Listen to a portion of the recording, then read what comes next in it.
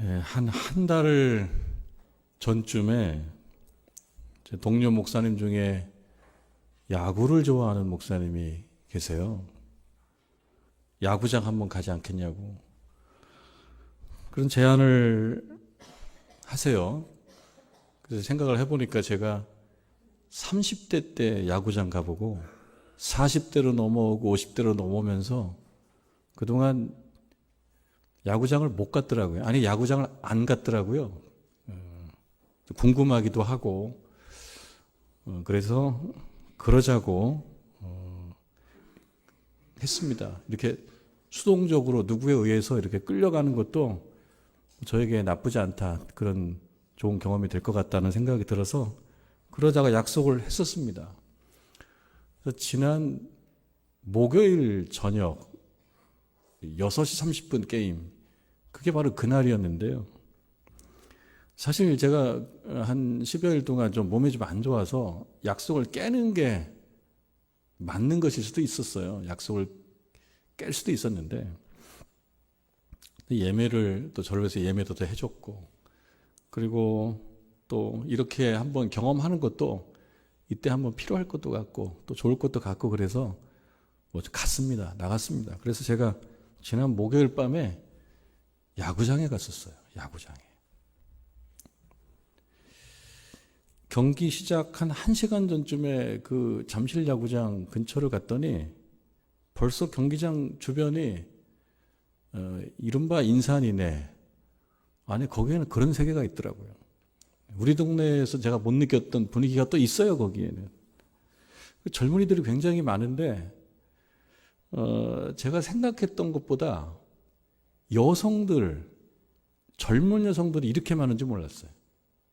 그런데 그 여성들이 아주 이 시간을 위해서 하루와 한 주를 기다린 것처럼 아주 기쁘고 들뜬 마음으로 막 걸어가는 걸 봤는데, 모두가 그런 건 아니지만 그 유니폼을 입고 가는 사람들도 대단히 많았어요. 유니폼을 입고 뒤에 이름이, 선수들 이름이 있는데 저로서는 좀 생소한 선수들이에요. 제가 한때 야구를 좋아했었는데 프로야구를 열심히 보질 못해가지고 요즘 어떤지 잘 모르거든요. 그런데 선수들 이름이 다 있고, 그리고 하나씩, 바구니 하나씩 들고 막 기쁜 마음으로 가고 있는 걸 봤어요. 유니폼 가격을 그 매장에서 한번 알아봤는데, 그 별거 다 아니어 보이는 유니폼이 13만 원쯤 한대요. 그거를 사가지고 꼬맹이들도 입고 여성들도 입고, 그래서 제가 좀 놀랐습니다. 이런 분위기로구나. 근데 그 야구를 좋아하는 그 동료 목사님이 이런 얘기를 해요. 나도 야구를 참 좋아하지만 쟤들이 좋아하는 거에 비교가 안 된다고. 나도 야구를 좋아하지만 쟤들이 좋아하는 거하고 비교가 안 된다고. 유니폼을 입고 가방을 가지고 그 다음에 바쁘게 가고, 그리고 실제로 가보니까 그 젊은 친구들이, 또 여성들이 응원가를 다 외우고 있어요. 응원가가 한두 곡이 아니에요. 그리고 응원가가 나올 때마다 율동이 다른데 나는 율동을 따라갈 수가 없더라고. 율동을 다 하고 3시간 정도를 다 거의 서서 부흥회를 하더라고요. 부흥회를. 그래서 그 열심을, 그분 말에 나도 야구를 좋아하지만 쟤네들 열심을 내가 따라갈 수가 없고 쟤네들이 좋아하는 정도로 내가 따라갈 수가 없다고, 그런 얘기를 하는 거를 제가 들었는데, 새삼 드는 생각이에요. 그거는 새로운 생각은 아니지만 새삼 들었던 생각은 이런 거예요. 그렇지, 좋아한다고 다 똑같은 건 아니지. 좋아함에도 등급이 있고 강도가 있고 수준이 있지. 이런 생각이 들더라고요. 여러분, 살다 보면 우리가 여러 가지를 좋아합니다. 이것저것 좋아하는 게 많아요. 야구도 좋아하고. 근데 좋아하지 않아도 될 것도 있고, 그리고 적당히 좋아해도 문제될 것이 없는 것들이 많이 있습니다. 야구도 그 중에 하나라고 생각해요. 좋아하지 않을 수도 있고 적당히 좋아해도 문제될 것이 없는, 그건 축구도 그렇고 뭐 뮤지컬도 그렇고 음악도 그렇고 오페라도 그렇고 무슨 미술 전시회도 그래요. 좋아할 수도 있고 좋아하지 않을 수도 있고, 좋아해도 적당히 좋아해도 괜찮고 누가 뭐라고 할 것이 아니라고 생각합니다. 정치도 마찬가지예요. 정치도 좋아하는 분이 있는데 좋아할 수도 있고 정치에 그렇게 관심이 없을 수도 있고, 그렇다고 누가 그렇게 뭐라고 할 것은 아닙니다. 그러나 한편으로 좋아하지 않을 권리가 없는 어떤 분야나 종목들도 있는 것 같아요. 좋아하지 않을 권리가 있다고 볼 수 없는. 학생들에게 있어서는 제가 영어 수학이라고까지는 말하지 않겠습니다. 기초국어죠. 학생들의 기본은 기초국어부터 시작하지 않겠습니까? 기초국어, 가나다라 마바사, 기억니은 디글리을, 이런 것부터 시작하는 그 기초국어를 싫어할 권리가 학생들에게 있지는 않은 것 같다, 그런 생각이 들고요. 그리고 대한민국 국민이라면 모두가 대한민국을 다 사랑하는 건 아닌 것 같아요. 솔직한 속마음은. 그러나 공식적으로 대한민국 국민이라면 대한민국을 싫어할 권리가 누구에게 있지 않다. 대한민국을 사랑해야 될 의무가 있을 뿐이다는 생각이 들어요. 여러분 다 각자 가족을 구성하고 살고 있는데, 가족 구성원이라면 가족을 사랑하는 것은 너무 자명한 것 같아요. 그래서 좋아하지 않아도 문제될 것은 없는 것들도 있지만, 우리가 살아가다 보면 좋아하고 또 열심을 내야 될 그런 분야가 있고 그런 무대가 있는 것 같습니다. 요컨대 신자로서 우리들은 신자의 자리로 와보는 겁니다. 신자로서 우리는 참 필수적인 게 무엇입니까? 신자의 필수적인 것은 바로 하나님을 향한 열심이에요. 신자가 하나님을 사랑하지 않고 오늘 본문의 말씀의 표현대로 여호와를 기다리지 않는다면 그는 더 이상 신자가 아니죠. 신자는 하나님을 사랑하고 여호와를 기다리는 것을 가장 기본 조건으로 할 수밖에 없습니다. 좋아하지 않을 권리가 있는 것이 아니에요. 적당히 하고 말아야 될 그런 부분도 아니에요. 그래서 신자라면 하나님을 최대한 진실되게 사랑해야 되는 것이고, 또 진지하게 여호와의 함께 하심을 기다리는 것입니다. 여호와의 임재를 기다리는 것, 그것은 신자에게 있어서 꼭 필요한 덕목일 것이다, 그런 생각을 해보게 됩니다. 마치 오늘 본문의 시인이 그런 것처럼, 내가 여호와를 기다리는데 내가 여호와를 기다리는 것은 파수꾼이 아침을 기다리는 것보다 더합니다 라고 고백을 하고 있거든요. 여러분, 오늘 읽은 말씀 130편 6절의 말씀을 한번 보시겠습니까? 파수꾼이 아침을 기다림보다 내 영혼이 주를 더 기다리나니, 참으로 파수꾼이 아침을 기다림보다 더합니다. 파수꾼은 뭐 당시에는 성벽 위에서 성 밖에 누군가가 성 안으로 침입해 올까 하는 그러한 마음으로 경계하는 병사들을 파수꾼이라고 할 것입니다. 오늘날 얘기하면은 경비병일 수 있겠고요. 이 최전방에서 근무한 경험이 있는 남자들 같은 경우라 그러면 저 GOP가 그런 경우일 거예요. 철책에다 초소가 있는데 초소에 투입이 돼가지고 밤새 경계 근무를 하거든요. 근데 이 밤은 여러분 아시다시피 여름에는 밤이 짧고 겨울에는 밤이 길어요. 그래서 겨울 근무가 힘들어요. 아침에 7시가 돼도 컴컴할 때가 있기 때문에. 그러나 여름에는 5시 여간이면 또 밝아지니까 그때는 밤이 짧아서 빨리 아침을 맞아요. 이 경계 근무하는 사람들은 아침을 기다리는 거예요. 이 파수꾼은 아침을 기다리는 거예요. 깜깜할 때는 어떤 일이 벌어질지 몰라요. 깜깜할 때는 적들이 어떤 식으로라도 침투해가지고 자기를 죽일 수도 있어요.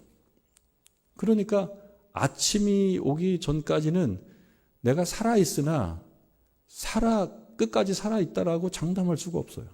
그럼 언제 안심을 하게 됩니까? 아침을 맞을 때, 환해졌을 때 비로소 내가 지난 밤을 잘 보냈구나. 이제 나에게 생명이 주셨구나 생각하는 거예요. 그러니까 파수꾼, 경비병 입장에서는 아침이 반가웠고 아침이 절실한 거예요. 그런데 오늘 이 시편 130편의 이 시인은 그런 파수꾼의 어떤 일들을 비유적으로 가지고 와서 하는 얘기입니다. 파수꾼이 아침을 기다리는 것이 참 그에게는 절실한데 내가 하나님을 기다리는 것만큼 못할걸. 이렇게 하나님 앞에 자신의 그 열심을 강조하고 있습니다. 하나님, 제가 하나님을 믿는 마음, 그리고 제가 하나님을 기다리는 이 마음은 보통 기다림, 보통 믿음이 아닌 것을 하나님 꼭 알아주시기를 바랍니다. 이렇게 고백을 하고 있습니다. 이 파수꾼은, 이 시편 130편의 기자는, 이 시인은 왜 그렇게 하나님을 기다릴까요? 여러분 중에서도 하나님을 애타게 기다리는 분이 계신다 그러면 똑같이 생각해 볼 만한 질문이에요. 왜 그렇게 하나님을 기다릴까? 1절 말씀해 보니까 이렇게 되어 있죠. 여호와여, 내가 깊은 곳에서 주께 부르짖었습니다. 깊은 곳이면 어디일까요? 저 지하 2층, 3층, 지하 4층으로 하면 좀 깊어지는 건 맞아요. 동굴 깊은 곳에서 부르짖었기 때문에 깊은 곳일까요? 여기서 깊은 곳은 단순히 조금 고통을 느끼고 있는 또는 환난을 경험하고 있는 수준보다도 더 큰 것을 얘기합니다. 그러니까 죄책감, 내가 하나님 앞에서 죄인이라고 하는 것, 그리고 죄의 결과라고 하는 것은 심판이라고 하는 것을 알고 그것으로부터 오는 그 심판의 두려움, 이런 것들이 있어요. 이런 것들을 모아서 뭘로 표현했습니까? 깊은 곳이에요. 그러니까 여기서 말하는 깊은 곳은 대단히 괴로운 곳입니다. 두려운 곳입니다. 힘든 곳입니다. 이런 상태에 빠진 그 시인의 상황을 깊은 곳이라는 것을 통해서 알 수가 있어요. 근데 이 깊은 곳은 왜 그가 그렇게 깊은 곳에 있다고 느끼냐면 3절 말씀에 보면 그 힌트를 우리가 조금 발견해 볼 수 있는데요. 여호와여, 주께서 죄악을 지켜보실진데, 주께서 죄악을 지켜보신대요. 그러니까 이 시인이 중요하게 생각하고 있는 주제는 죄악이에요, 죄. 그러니까 이 깊은 곳도 죄라고 하는 것과 관련이 있어요. 그리고 이 죄는 그냥 죄구나라가 아니고 죄라고 하는 것은 죄에 따른 결과와 늘 한 세트로 움직이는 거죠. 죄의 어떤 결과가 없다 그러면 죄가 심각한 것이 될 수가 없죠. 죄가 어떤 결과가 없다 그러면 그게 뭐가 심각하겠습니까? 죄에는 심판이 있다. 여기서 말하는 심판은 벌을 얘기합니다. 죄에는 심판이 있다라고 하는 생각을 같이 결합해서 갖고 있기 때문에 내가 정말 하나님 앞에서 큰 죄인입니다라고 느낄 때는 그 두려움이 없을 수가 없습니다. 근데 그 두려움으로 인하여 하나님을 찾을 수밖에 없는 그런 시인의 상황을 얘기해요. 4절 말씀을 보면 이렇게 되어 있어요. 그러나 사유하심이 주께 있음은, 사유하심이 주께 있다라고 하는 말은 죄를 용서해 줄 수 있는 분은 하나님이시라는 것을 인정하는 겁니다. 죄를 용서해 준다라고 하는 것은 죄로 인한 결과, 그 심판을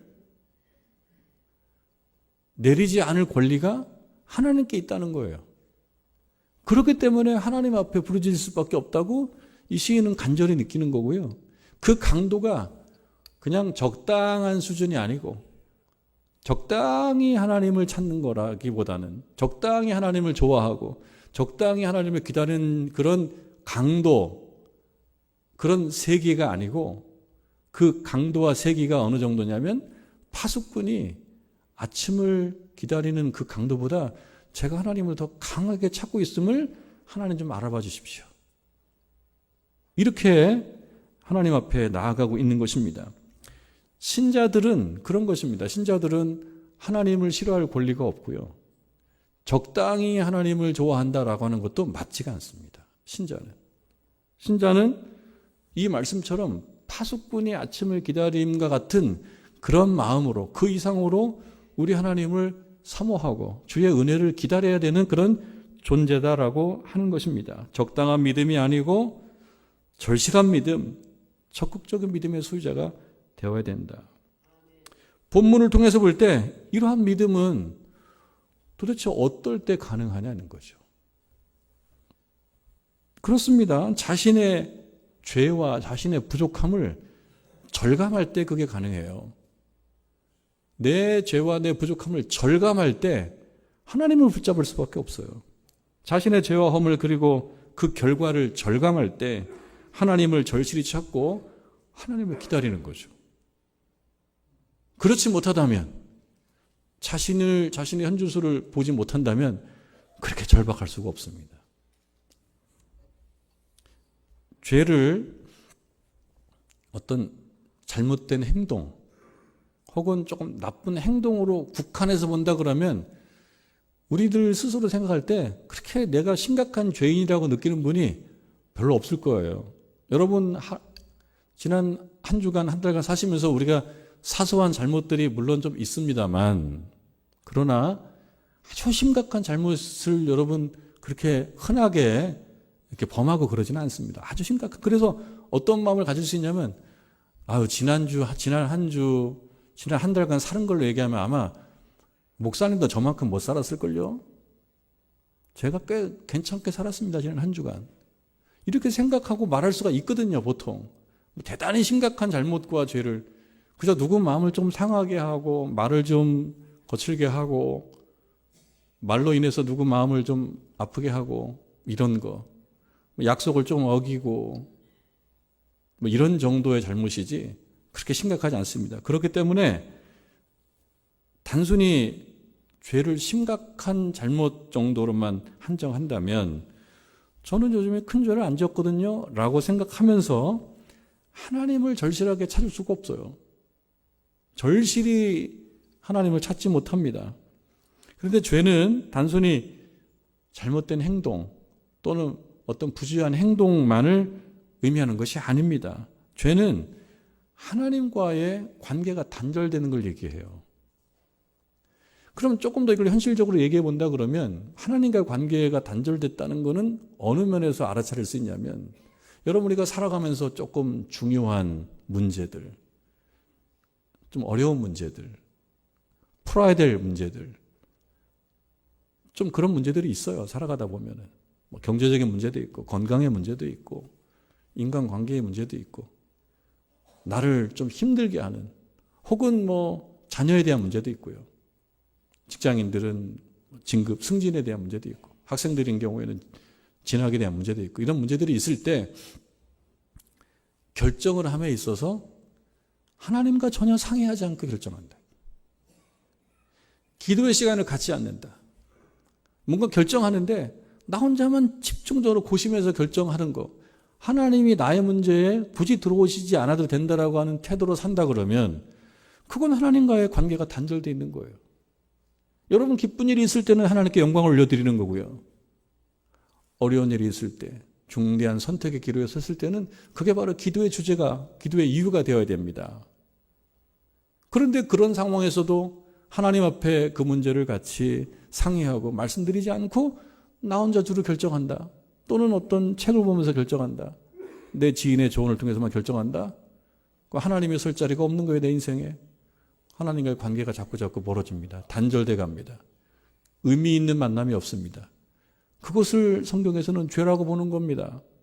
내가 사회적으로 윤리적으로 어떤 큰 문제가 되는 죄를 지을 때만 그게 죄가 아니고 하나님 없는 그러한 삶을 살아갈 때는 거예요. 여러분 현대인들 뿐만 아니고 역사상 살아왔던 모든 인류의 그 개인들은 태어나면서부터 그리고 이 세상을 떠날 때까지 스트레스를 많이 받아요. 기쁜 일들 많이 있지만 스트레스를 많이 받아요. 아파서. 아파본들은 다 알아요. 아픈 것이 얼마나 스트레스가 큰지, 얼마나 자기를 무력하게 만드는지. 경제적인 거, 그리고 비교하는 거, 열등의식. 이거 얼마나 스트레스가 큽니까? 그래서 어려울 때 위로를 찾게 돼요. 그래서 스트레스를 많이 받으니까. 우리들도 그렇습니다. 위로를 찾게 돼요. 그래서 얘기하죠. 내가 요즘 얼마나 힘든지 아냐고. 얘기하면 그 말을 듣는 사람은 나는 더 힘들어. 이렇게 얘기해서 위로가 다 되지 않는. 그럼 떠나야 되겠다. 떠나요. 떠나는 것도 하나의 방법입니다. 그리고 야구장에 가는 것도 하나의 방법이에요. 그들은 그게 본인들에게 위로가 되기 때문에 가서 부흥회를 하는 거예요. 거기서 막 외치고 깜짝 놀랐어요. 하여튼 힘들더라고. 계속 서서 있기가. 나름대로 그런 위로를 받아요. 그런데 신자로서 우리들이 그런 어려움이 있을 때, 스트레스를 받을 때, 마음이 어떤 외로울 때, 고단할 때 그 위로를 하나님 앞에서 찾아보느냐. 그게 하나님과의 관계의 문제예요. 여러분 살아가시면서 내가 어렵고 힘들 때, 어렵고 힘들기 때문에 하나님께 위로를 구하느냐. 그럴 때 관계가 이루어지는 겁니다. 그러니까 아픈 거는 나쁜 거예요. 힘든 거는 나쁜 거예요. 좋은 게 아닙니다. 그러나 그런 가운데서도 우리가 찾을 수 있는 의미가 있더라고요. 그건 뭡니까? 신자가 하나님을 찾게 되는데 마치 파수꾼이 아침을 기다린 것 같이 찾게 되는 경험을 한다 그러면 그 힘든 시간, 아픈 시간은 매우 의미 있는 시간이에요. 신자로서는. 근데 그렇게 되지 않는다 그러면 그것은 하나님과 관계가 멀어지는 겁니다. 관계가 멀어지면 그것이 죄인 거예요. 그거를 절실하게 느낀다면 그는 죄책감에 사로잡히는 사람이 아니라 죄책감에 사로잡혀가지고 부정적으로 인생이 힘들어지는 게 아니라 하나님의 은혜를 갈망하는 존재가 되는 것입니다. 이 시편 130편의 기자는 바로 그런 사람이에요. 1절처럼 내가 깊은 곳에서 여호와께 주께 부르짖었나이다. 그러니까 이건 무엇입니까? 내가 깊은 곳에서, 그러니까 내가 부족한, 하나님 앞에서 내가 좀 부족한 존재다라는 그런 절박한 깨달음. 그걸로 하나님을 찾는 것입니다. 그러니까 이것은 죄책감을 느끼는 것이 아니고 갈망이죠. 은혜에 대한 열심, 은혜에 대한 갈망. 그것을 우리 하나님께서 우리들에게 기다리신다라고 하는 것입니다. 야구장 풍경에서 보는 것처럼 좋아하는 강도가 달라요. 어떤 사람은 별로 관심이 없을 뿐만 아니라 또 있다고 하더라도 겨우 그냥 TV 중계방송이 있으면 조금 이렇게 흘낏 보는 정도. 혹은 그냥 뉴스로 누가 몇 대 몇으로 이겼대, 몇 대 몇으로 이겼대 정도의 관심. 그것도 관심이죠. 그런 정도 관심에 머물러 있는 사람이 있고, 어떤 사람은 중계방송 있을 때마다 다 챙겨보는 분이 있어요. 집에서 다 목욕하고 경건하게 내가 봐야 되겠다. 그리고 자리 잡고 그렇게 보는 그런 열심을 갖는 사람이 있는가 하면, 어떤 사람은 할 수 있는 한 직접 현장에 가야 된다. 직접 현장에 가야 된다. 직접 현장에 가는 것으로도 부족하다. 나는 유니폼을 사서 입어야 된다. 13만 원짜리. 입고 가야 되고 뒤에다가 누구 선수 이름 붙인 거. 그런 사람이 있는가 하면 더한 사람도 있어요. 어떤 사람은 선수 이름 다 외우고 그 다음에 야구장에서 나오는 응원가에 선수별로 또 응원가가 있어요. 그 응원가 외우고 또 율동 거의 다 따라잡고 있고, 그런가 하면 이 선수는 이번 리그 마친 다음에 어느 팀으로 간대. 이런 세부적인 내용까지 공부하고 있는 아주 광신자들이 있죠. 이거는 개인 자유입니다. 누가 뭐라고 하겠습니까? 야구든 그게 뭐 오페라든 뮤지컬이든 누가 뭐라고 하겠어요? 우리의 관심은 신자로서 우리는 어느 정도의 깊이를 갖고 있는 신자이냐. 다 신자예요, 신자. 그런데 어떤 사람은 하나님이 계시는 것 같아. 내가 살아보니까 하나님이 계시긴 계시는 것 같아 정도에 머물러 있는 신자. 나쁘지 않아요. 하나님이 계시는 것 같다라고 믿는 것만 해도 아주 중요한 출발이에요. 그러나 거기에 머물러 있으면 안 되죠. 어떤 사람은 하나님께 우리가 어려울 때 하나님을 찾아서 그에게 부르짖을 때 하나님께서는 우리에게 분명히 도움의 손길을 보내주셔라고 하는 그 경험을 기초로 한 그 믿음을 갖고 있는 그런 신자. 거기서 좀 더 나아간다 그러면 어떤 신자는 하나님과 늘 동행하는 것이 내 인생의 중요한 목표예요. 그래서 내 삶 전체를 하나님과의 동행에 이렇게 잘 맞추는, 조율하는 이런 신자가 있고, 어떤 신자는 저는 하나님 없이는 살 수 없습니다. 하나님이 아니고서는 제 인생에 채워질 수 없는 빈자리가 있습니다. 마치 어거스틴이 그런 것처럼. 존재적 절박함. 이 수준에까지 도달한 신자들도 있어요. 우리가 질문하는 겁니다. 당신은 어디쯤 와 있는 신자입니까? 어느 정도의 깊이를 갖고 있으며 어느 정도의 강도를 갖고 있는 신자입니까? 라고 질문해 볼 수가 있는 것입니다. 야구 경기 마치고 나오는데요, 제 앞에 젊은 연인 같아요. 근데 둘 다 유니폼을 입고 있어요. 유니폼을 입고 뒤에 근데 이름은 달라요. 응원하는 이름에 따라서 유니폼이 다른데 매장에 가면 이름이 있어요. 내가 좋아하는 사람의 유니폼을 사는 거예요. 그런데 그 유니폼을 입고 있는 것만 해도 아주 독실한 야구 신자인데 그 아래 보니까 막 휘갈긴 사인이 있어, 사인이. 이게 가만히 제가 보니까 이거는 그 선수가 그 옷에다 사인해 주는 거예요. 우리가 가끔 보면은 뭐 훌륭한 유명한 가수들이 막 옷에다 사인하는 경우도 있고 유명한 운동선수들이 사인하는 경우를 영상으로 좀 볼 때가 있는데 바로 그거 같아요. 어떤 선수가 사인을 막 한 거예요. 그래서 제가 유추해 보는 겁니다. 이 유니폼을 입고 막 아무가 이름을 불렀겠죠. 그리고 앞에 가가지고 사인해 달라고 했겠죠. 그럼 그 얘기를 듣고 있는 그 선수는 나를 정말 좋아하는 사람들이구나. 많은 선수도 있는데 그 중에서 내 유니폼을 입고 나를 정말 좋아하는 사람이 이러구나. 이거를 우리가 뭡니까? 좀 성경에 나오는 표현대로 얘기한다 그러면 나에 대하여 심령이 가난한 사람이로구나. 이렇게 생각할 수 있겠죠. 아니 저 관중은, 저 사람은 나에 대하여 심령이 가난해서 내 이름이 새겨져 있는 옷을 입고 나한테 와서 소리 질러서 사인해 주세요. 그 마음의 기쁨을 갖고 그 선수가 사인했겠지 라는 생각이 드는 것입니다.